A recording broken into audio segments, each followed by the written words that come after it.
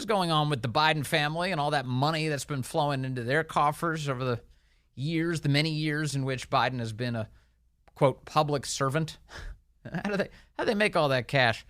Mike McCormick is a man who's been tracking that question very closely. Mike is the author of The Midnight in the Laptop of Good and Evil Substack, and he, for many years, was the stenographer for then Vice President Joe Biden, meaning he wrote down every utterance from 2011 to 2017. Mike, great to have you back with us, sir. Thanks, Vince, and every utterance is right. Oh, my gosh. Yeah, it must have been a trip. I can't even imagine. So tell us, the latest on. I know you keep digging in here. What's the latest you've discovered or can share with us about the Biden family and this company Burisma, which is really this Ukrainian energy company, which really seems to be at the center of so much of the Biden family's income and corruption? Yes, exactly. And they had this grand jury investigation in Delaware that went nowhere. Well, my latest Substack, I got to the heart of who may have been the mole in the U.S. Attorney's Office in Delaware. David Weiss had a U.S. Attorney's Office. He was in charge of this investigation. Right. It started in, I believe, 2018. Well, there was a guy working for him there named Alexander Mackler, and he was there until 2019. And he worked there with David Weiss 2016 through 2019. Before he worked for David Weiss, he worked for Joe Biden in the White House. At the same time I worked for Joe Biden. I never met him. We didn't cross paths.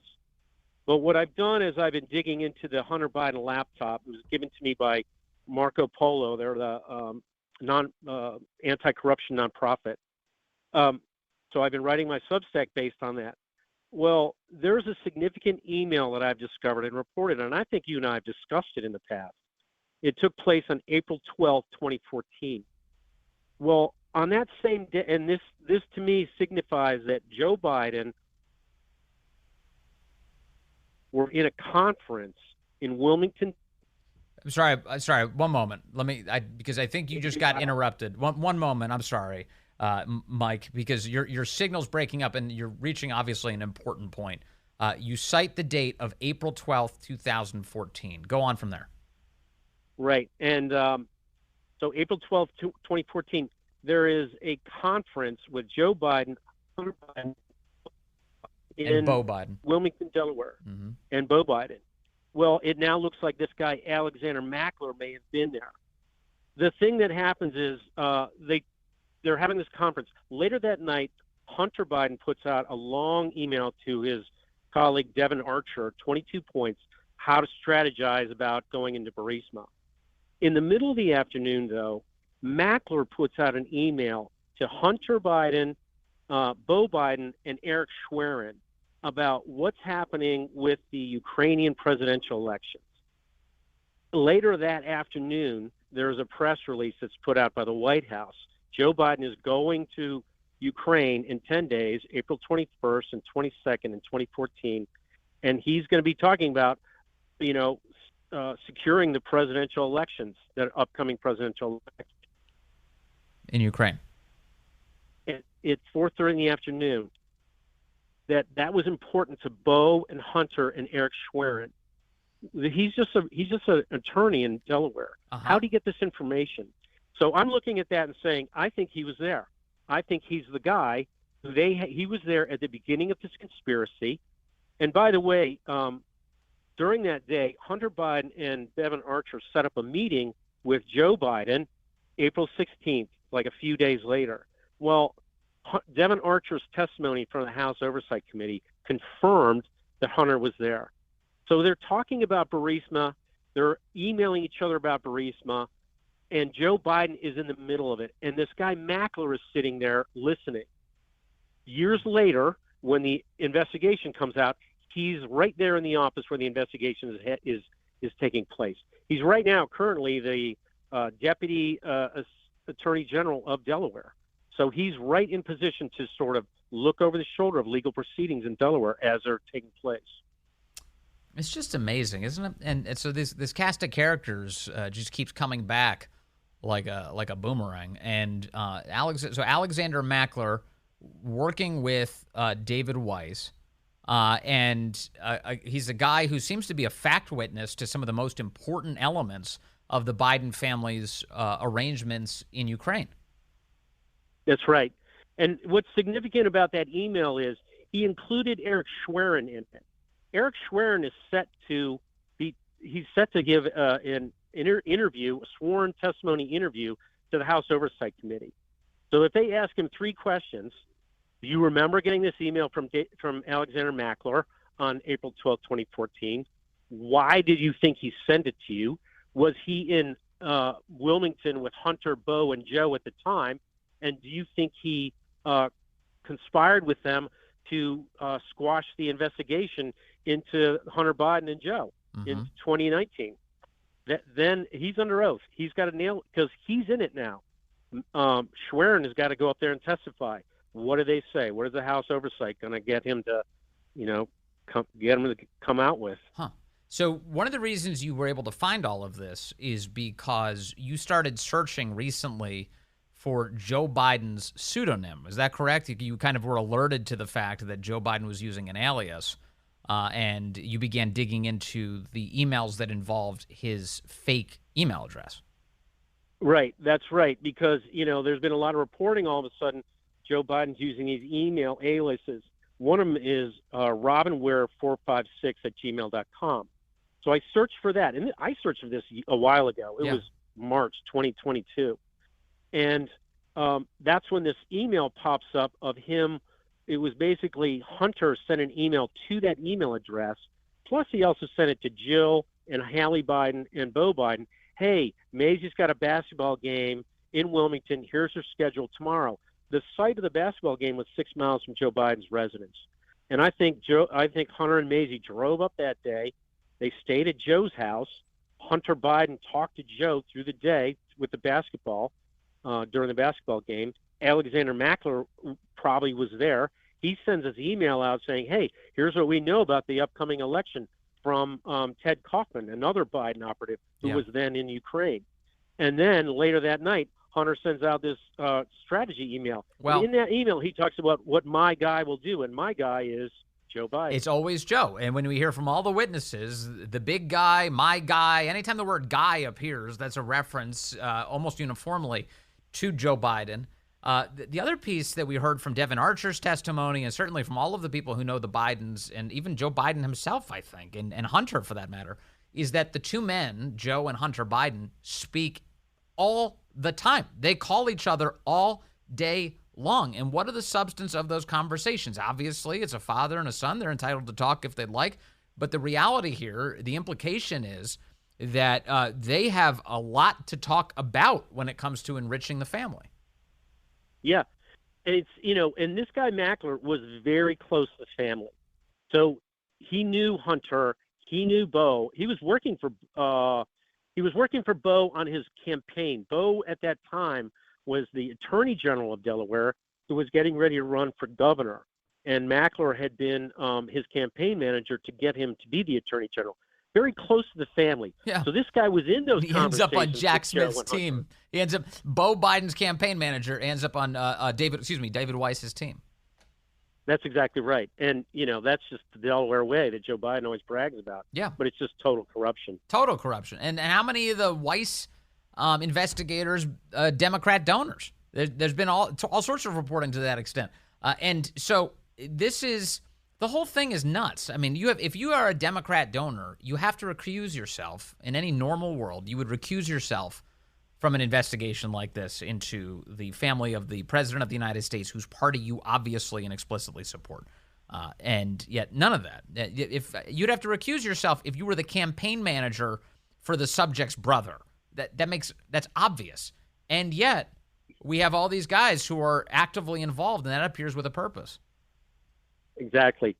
And, he left the office in 2019. And so now we're at the stage where, the plea deal blew up in their face. Yeah. But he's, been in and out of the White House several times over the last couple of years. I was reading today some news reporting about he shows up in White House visitor logs going back and forth, this guy, Alexander Mackler. Yeah. And what are the chances that he's still communicating on a routine basis with people in and around David Weiss's office? and that's probably very high. It sounds like the kind of guy who'd be a perfect go-between for those two worlds. Somebody who is no longer on the team, yet knows everybody pretty intimately. Exactly. Yep. There's a lot going on. The House Oversight Committee can put the pressure on Eric Schwerin. That's where the truth comes out. Yeah, it sure seems like it. I hope they listen to your advice here. Let me ask you about the Victor Shokin interview this weekend. Brian Kilmeade over at Fox aired an interview with the now fired Ukrainian prosecutor, of course, infamously so. And he said there's no doubt there were illegal activities going on with Burisma. He also said that that's the reason Hunter Biden was brought in. I played that audio earlier. I do have some additional audio here, though. Brian Kilmeade asks about Devin Archer, who said that you, Victor Shokin, were a threat to Burisma. Do you agree? Listen to this exchange. Devin Archer said you were a threat to Burisma. Do you agree? Да. Согласен. Yes. Yes, I agree. Why? Because you were going to find out what they were up to? Because he understood, and so did Vice President Biden, that had I continued to oversee the Burisma investigation, we would have found the facts about the corrupt activities that they were engaging in that included both Hunter Biden and Devin Archer and others. What corrupt activities did you suspect they were engaged in?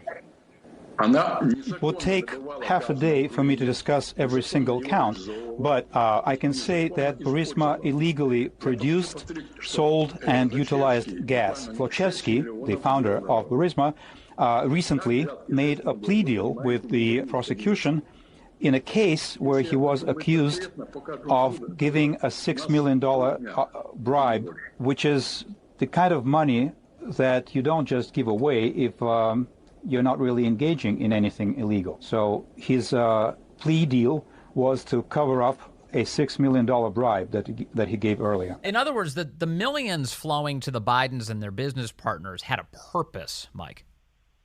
Yeah. Oh, yeah. You know, I was on that trip with Joe Biden in 2015 when he went to Ukraine and threatened the Ukrainians. It was President Poroshenko, and Arseniy Yatsenyuk, the prime minister. It was December 7th, 2015. This is weird, but today I was looking through the transcripts on the Obama White House.gov website. It seems like they've taken that transcript of that speech of the remarks that he did at that time off the website. There's other transcripts there, but there's now a note in the website. You know, the archive.gov website is working on it. So, you know, you can't see this now today, but we're working on it. I've never seen that before. I've been in and out of this website almost every week for the last 4 years. Never seen that before until today. Very strange. Because that was your work. You transcribed all of these words, and then that document was memorialized in this archived version of the Obama-Biden White House. You're saying you visited it today, and all of a sudden you can't find it anymore? Yeah, that's exactly right. And, you know, I can tell you a little bit about what I saw there as an eyewitness. So Biden gave a big speech in the Rada. That's R-A-D-A. That's the Hungarian Congress. Yeah. He gives this big speech, and he's going on about, we got to stop the corruption here. Well, he's saying that to the people who know that he's in this corrupt activity with his son. Then he walks out, and about several hours later, he walks out and does this sort of ending presentation. Yatsenyuk on one side, Poroshenko on the other, Biden in the middle, and they're doing remarks. They look very tense. I think that's after the point where he made that threat.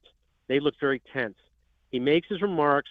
We got on the plane within hours. We were on the way out as he was making those remarks. We got in the motorcade, went to the airport, and we were gone. So that's the point where he was having a meeting with them and making those remarks. That's a transcript that I don't think is there anymore. You can read the remarks, the speech that he did to the Rada, and there was a speech he did the day before. You can read that. But the remarks he made just at that point in time, I think is missing now. Yeah. I mean, that's what it looks like to me. Would you do us a favor? I know you're constantly updating your great Substack. Is it possible, could you put up a piece that includes screenshots of what it used to look like and what it looks like now? I think I do have the old version, but I will do that. Yes, there I are actually internet. will. You should have it in an internet archive somewhere. They should have a cached version of the website that you could pull, and in order to look at what it used to look like as of, say, last week. But Right. that would be an interesting comparison for sure, and amazing. So Yeah. you say everything else is available except for the juiciest stuff.